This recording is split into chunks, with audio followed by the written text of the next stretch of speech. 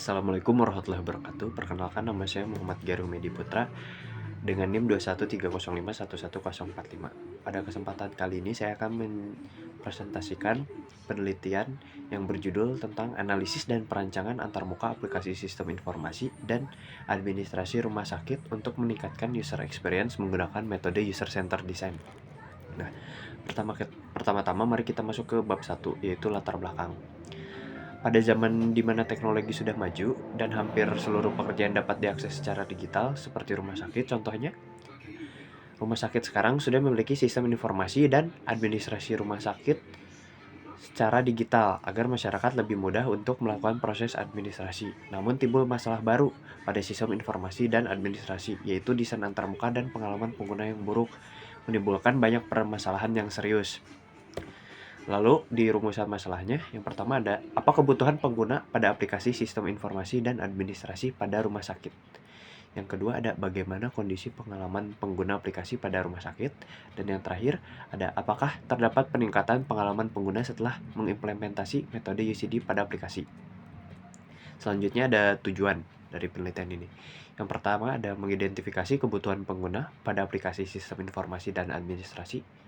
Yang kedua ada evaluasi peningkatan pengalaman pengguna setelah penggunaan metode UCD pada aplikasi sistem informasi dan administrasi rumah sakit.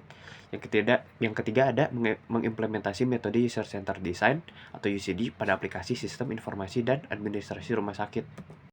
Adapun penelitian sebelumnya yang sudah saya baca, pada penelitian sebelumnya yang berjudul tentang perancangan desain user interface sistem informasi Yayasan Ruang Pasien Indonesia menggunakan metode Lian UX yang ditulis oleh Aprianto dan Dwi Fatrianto pada tahun 2023. Kekurangan dari penelitian ini adalah tidak terlihat dalam proses pengembangan. Metode Lian UX digunakan setelah produk dikembangkan, jadi tidak memberikan masukan atau panduan selama proses desain ataupun pengembangan pada sistem yang dibuat.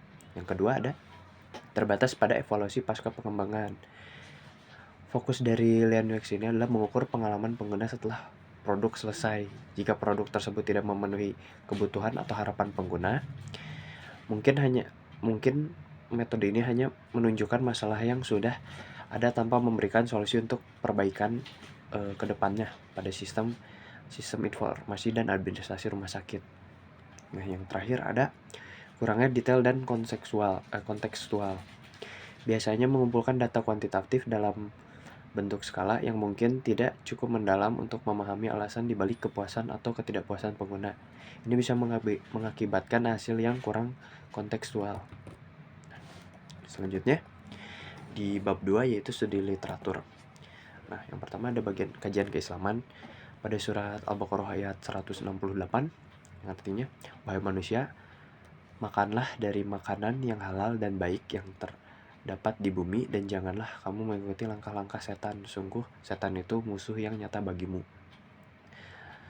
Selanjutnya juga di surah Al-A'raf ayat 31 yang artinya, wahai anak cucu Adam, pakailah pakaianmu yang indah pada setiap memasuki masjid dan makan serta minumlah, tetapi jangan berlebihan. Sungguhnya dia tidak menyukai orang-orang yang berlebihan. Selanjutnya menurut hadis, tidaklah seorang anak Adam mengisi bejana yang lebih buruk daripada perutnya. Cukuplah baginya beberapa suap yang bisa menegakkan tulang sulbinya. Jikalau memang harus berbuat, maka sepertiga untuk makanannya, sepertiga untuk minumannya, dan sepertiga untuk nafasnya.